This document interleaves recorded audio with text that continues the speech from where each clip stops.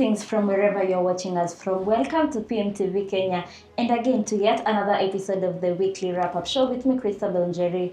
Here we break down all the stories that have been making headlines throughout the week. Na kama kawaida, I do not do this alone. My name is Antondolo. Karibu sana mtazamaji wa runinga ya Pmtv Kenya katika kipindi chetu leo hii. Wiki ambayo kwa Wakenya na pia taifa nzima hali ni wiki ambayo si nzuri sana Njeri. To start us off, it's been such a really a grieving week for Kenya, where we had a fire accident that occurred at Utumishi Girls High School in Gilgil. That was on Thursday, May 28th, 2026, where we lost 16 young lives. You know, it's sad, and it just shows the gaps that we have as a country when it comes to safety measures in boarding schools and generally in all primary and secondary schools in Kenya. It's an incident that left many parents into mourning, and everyone in Kenya was surprised. It happened on Thursday in the morning, na kwamba basi kama ulivyosema kwamba wasichana 16 kaweza kuiaga dunia, huku wengine zaidi ya 70 wakipelekwa hospitalini kufuatia maumivu ya moto ule. Na ni kwamba kulingana na watu ambao walikuwepo pale na pia wanafunzi ambao waliadithia kile ambacho kilitokea, ni kwamba ile Manjizi exit ilikuwa imefungwa wakati ambapo moto ule uliweza kutokea, na kwamba maswali yakiwa mengi tu kwamba maana ilikuwa ni in the wee hours of the night pale kuelekea asubuhi pale mida saa 9 nafikiri, na watu maswali yalikuwa mengi kwamba alikuwepo wapi matron, maana anafaa kuwepo all through the night. Guards walikuwa wapi wakati ule, na pia questions on the safety of our students in secondary schools also have arisen.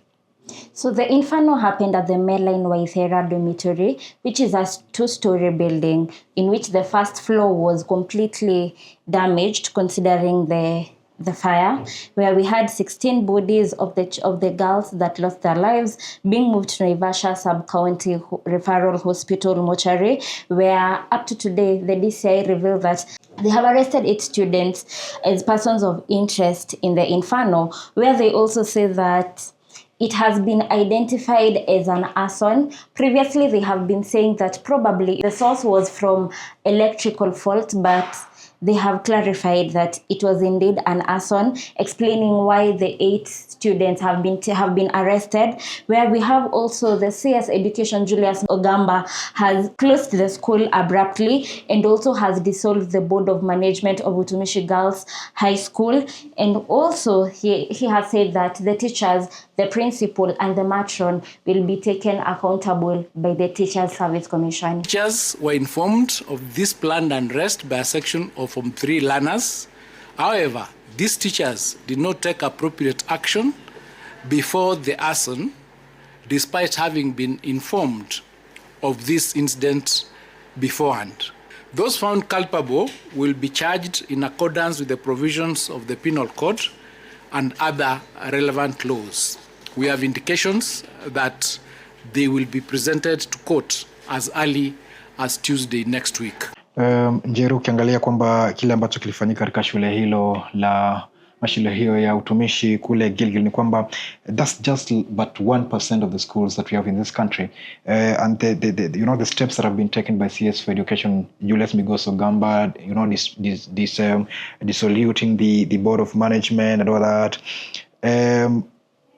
We should be, manake kuna shule nyingi katika taifa la Kenya, na if you can remember when we were in high school, I remember because there is that Basic Education Act 2013 that stipulates the manual in which students should be kept safe in schools, and it talks about the spaces between the beds, 1.2 meters from one bed to another. It talks about the Manjizi doors that should be let open every other time in schools. It talks about things like, the evacuation routes should be, installed in somewhere in places that students should be able to see in case of any danger. Where should they run to? Which are the escape routes that they should use? So SP tukizungumzia kwamba tumeharibu ile bodi ya ile shule na kufanya vitu vyote, are we really solving this solution once and for all? Because we have had instances of fire outbreak in schools previously. Remember the Changuli school in Machakos in 2001 that killed 67 students. Remember the recent one in 2024 in the Utumishi Academy. So this thing has been recurring year after year, and it's so saddening. And I feel another thing that could have led to this, the crowding in schools and how that these measures not being taken seriously. Look about the 100% transition policy of the government. Do we have adequate dormitories? Do we have adequate classes in schools? Do we have, is there enough space to accommodate these students whom we are saying that they should 100% transit to junior secondary and secondary schools?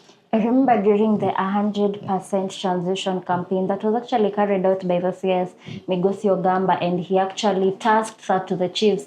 One of the questions that was being asked to the ministry, rather, we want to transit every student to go probably to the boarding schools or even the day schools for the grade 10. But how do we have enough facilities to cater for them in their normal day schedules? And in case we have such an inferno, because even if we continuously try to educate the kids and we do not have enough measures, then every time an accident or rather an incident happens, we lose more kids. And where we always say, like, one life, one kid is far too many for them to die due to either ignorance or lack of the institutions adhering to the guidelines that have been given to them by the Ministry of Education. I think it's time for everyone to stop and stop being negligent. And, sometimes it has reached a point where in schools, when you see a fire extinguisher that is not being used, we just take it for granted. But it's very important. Its presence there, it's very important. So it has been a long wait for Kenya, and, those parents who have lost their kids and those parents whose their kids have sustained injuries following the fire outbreak in Utumishi Girls Gilgil in Nakuru. Nahisi kwamba a lot has to be done. A lot has to be done in the Ministry of Education. A lot has to be done in our schools, and a lot has to be done pia kwa wazazi. Manake mimi nikikumbuka wakati nilikuwa nasomea shule ya upili, ilikuwa mara moja tu wakati ambapo mzazi wangu aliingia katika ile dormitory kuangalia tunalala vipi. Kutoka hiyo siku hawajaingia pale. Vitanda vimeshikanishwa mpaka kule mwisho. Kwa hivyo inakuwa ni ngumu sana kuweza kuepa wakati kuna mkasa wa moto kama huo. Kwa hivyo nafikiri this should be awakening call to the government and the Ministry of Education to make sure that our schools and our students and our pupils, our sons and daughters in schools are safe in case of such kind of incidences which could happen in future. It's also been a tough week. We've had the Ebola US deal. This is where the United States of America and Kenya, apparently they have agreed to establish a US-funded quarantine facility where it will be helping to monitor the Ebola cases of the Americans in other countries. This follows Marco Rubio's statement where he said that US will not allow any case of Ebola to enter their land. Our number one obligation, we're involved in foreign policy, but even our foreign policy, the number one priority of our foreign policy is to protect the American people. We cannot and will not allow any cases of Ebola to enter the United States. I think this comes as a joke. Why only Kenya? Why not Congo? Why not US? Manake, just to let you know, mtazamaji, ni kwamba in Kenya we have never reported any case of Ebola throughout the history. Tangu Kenya ianzishwe pale. Kwa hivyo, when you tell Kenyans that now we are going to establish this quarantine facility in Kenya, and we have never confirmed any Ebola case in the country, so what are you trying to tell them? Kwa hivyo, mimi nilikuwa nasikiza pia PS wa afya Daktari Ouma Oluga akisema kwamba Kenya has the capacity to hold those patients from DRC who are American citizens who have been infected with the strain because alikuwa anasema kwamba wakati wa COVID-19 Kenya had a lot of quarantine facilities, so there are a lot of quarantine facilities which are not in use. There are a lot of, it's talking about the healthcare professionals who are well trained, but at the same time, listen to Davji Atela, the KMPDU Secretary General, saying that we don't have adequate professionals, healthcare professionals. We don't have adequate intensive care units because this is a strain which does not have a vaccine. As per now, there is no vaccine that has been identified or has been said that it can treat this strain of Ebola. Quarantine is being established within the territory of the country. It means the government is actually now deliberately bringing the disease from DRC, from Uganda to the country.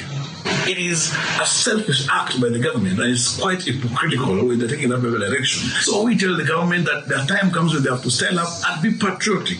As we speak right now, more than 1,000 cases have been reported in DRC Congo. More than 220 cases have been, people have died of the disease in Congo. In Uganda, neighboring country, 7 cases have been confirmed, 1 death. So it's a sudden situation that now you can come and say, tutakuwa tunaweza kujenga quarantine katika taifa la Kenya kuweza kusaidia Marekani. And legally, the deal has been challenged in court by Katiba Institute and the Law Society of Kenya, that is LSK, where we had the High Court of Kenya actually halting the move to construct the quarantine facilities in Kenya. COVID afflicted Kenya more than any other country here in Africa. What I told the legislator and what I also want to speak about right now is this. There is all possibility that the government of the Republic of Kenya will disobey that order, as they did about the order on COVID-19 in 2020. But I think every time we see the government of Kenya signing a deal or actually accepting something from the US, money must be involved. So the US has committed $13.5 million.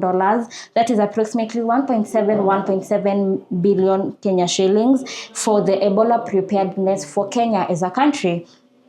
Also, it has committed $112 million, that is approximately 14.5 billion for wider regional Ebola preparedness, which means in a way they want to use Kenya probably to impact the whole of East Africa. But now the problem is what happens to the people of Laikipia? What happens? Yes, we can accommodate outsiders, let me call them that, accommodate people who are not Kenyans, but what happens when a Kenyan actually contracts Ebola? We do not even have the vaccine. Clearly, we do not even have the health systems to sustain such. As a governor of Laikipia County, kwa sababu ya yale mambo, uamuzi ule umefanywa ya kwamba Ebola quarantine iweze kufanywa katika county ya Laikipia, na nataka kuchukua hii nafasi kwa sababu tangu ile hayo mambo yamekuweko, tumeweza kuongea pamoja na viongozi, tumefanya utafiti wetu na tukasema ya kwamba hapa katika Laikipia tumekataa, hatutaki hiyo maneno. Someone just told me that it's US that denied us. The US said, help, but then that aside, that's happening. Let's see if the government will heed to the conservatory orders that have been, issued by the court following the establishment of quarantine facility of Ebola patients.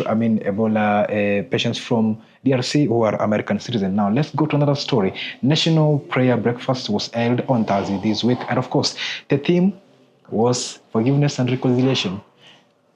The theme was forgiveness and reconciliation, where we had President William Ruto was in attendance, accompanied by First Lady Mama Rachel Ruto, where their appearance at the prayer breakfast has actually elicited a lot of reactions from many people. Others saying that the president should have prioritized the Utumishi Girls Fire Inferno, saying that he will have been there. But the Senate, together with the Parliament, have actually written in defense of the president, saying that during his speech, he actually acknowledged that the tragic incident had happened, where during the 2026 prayer breakfast, President William Ruto also addressed some of the issues, one of them being the vote rigging claims that have been going on throughout this week by Kakamega Deputy Governor, that is Ayub Savula, where he said, so relax, people are in a panic, I don't know. Ile Mungu ameamua ndio itafanyika. Kama Mungu ameamua Ruto will get a second term, he will. kama Mungu ameamua vingine, that's what will happen and we will move on as a country. Na ukisikiza mambo ambayo walizungumza pale Rais William Ruto na pia wale ambao waliongea pale mbele wakati wa maombi yale kule katika eneo la Safari Park, ni kwamba I did not see any segment of forgiveness pale. Manake kumbuka pale hakukuwa na any leader from opposition, by the way. Remember the ODM party Linda Ground faction is in government. So pale hakukuwa na kiongozi yote wa opposition. So was there really, reconciliation and forgiveness? When you hear President William Ruto, he was just giving us his scorecard, He talks about housing levy, what he has achieved, talks about the Matatu strike that was called off a few days ago. So, I mean, where have we lost it? Because when you look at it, started in 2003, by the way, with the Kibaki government. Immediately he won the election 2002, then mwaka ambao uliokuwa unafuata pale basi wakaweza kuhakikisha kwamba wameweza kuintroduce the national prayer breakfast. Kutoka pale imekuwa ni mambo mazuri tu, lakini sasa hivi hali si hali katika eneo hilo. Kwa hivyo katika swala nzima la maombi kule Safari Park, so me I view this as it was like a meeting of elite men connecting together kule katika Safari Park.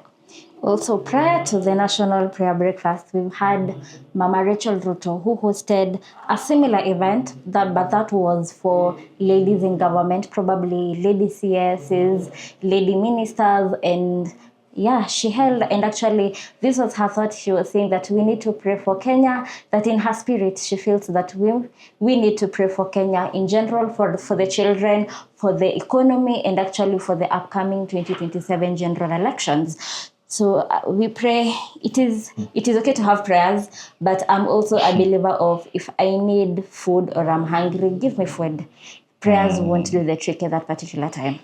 Bila shaka. Let's go to the next story. Ruto's security breach issues have risen recently now, being the fifth incident of President William Ruto being attacked, and someone watu ambao waruhusiwa kuwa karibu naye basi wakimjongea pale. Hivi karibuni amekuwa kule katika kaunti ya Kilifi wakati wa Thanksgiving ceremony ya PS for Youth Affairs Fikrini Jacobs, just someone from nowhere with a Bible pops out, anakimbia pale kumshika.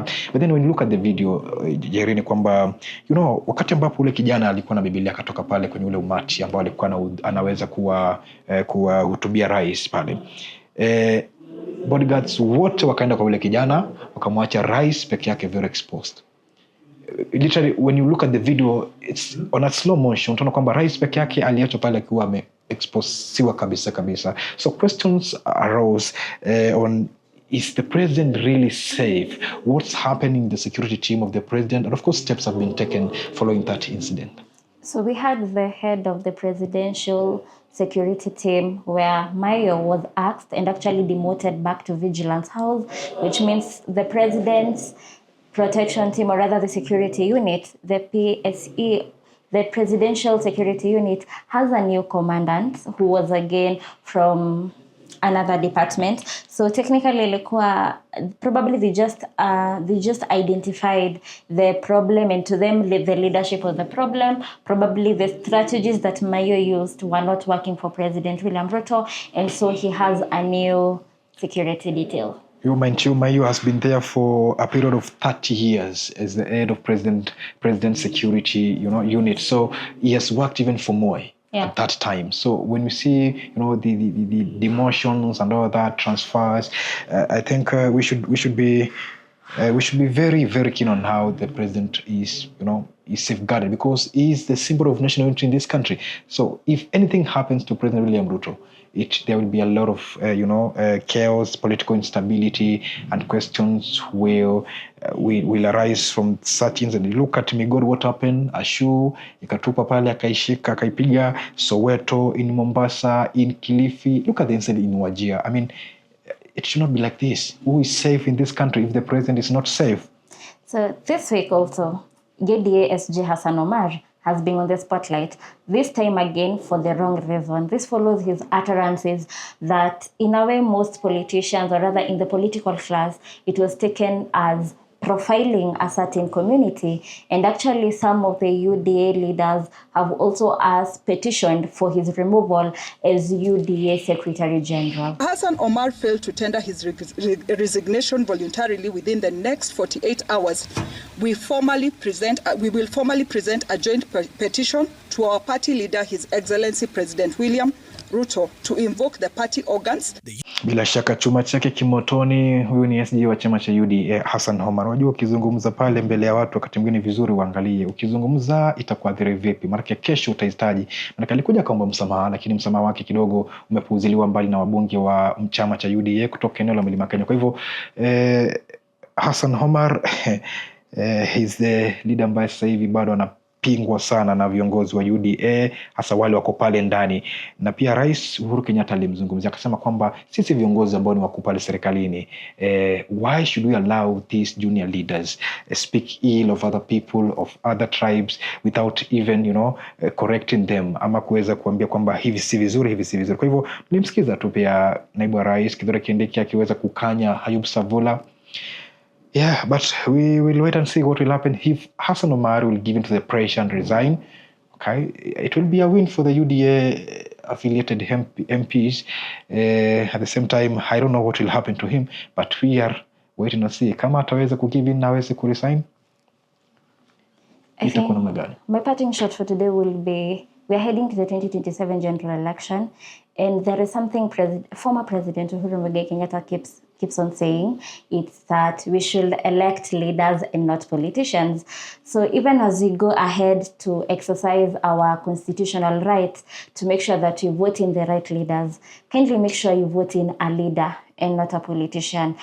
Because we might think we want to remove the current regime, and also to Jipate, we are also installing another person who is not capable of leading Kenya where it's supposed to be. And also remember that this episode has been brought to you by playmaster.co.ke.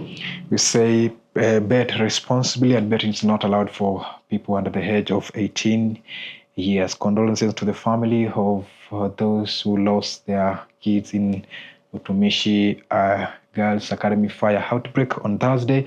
Na pia siku ya Jumatatu ni siku ya Madaraka. Basi muwe na Madaraka jema na natakia kila laheri. Naitwa Anton Ndolo.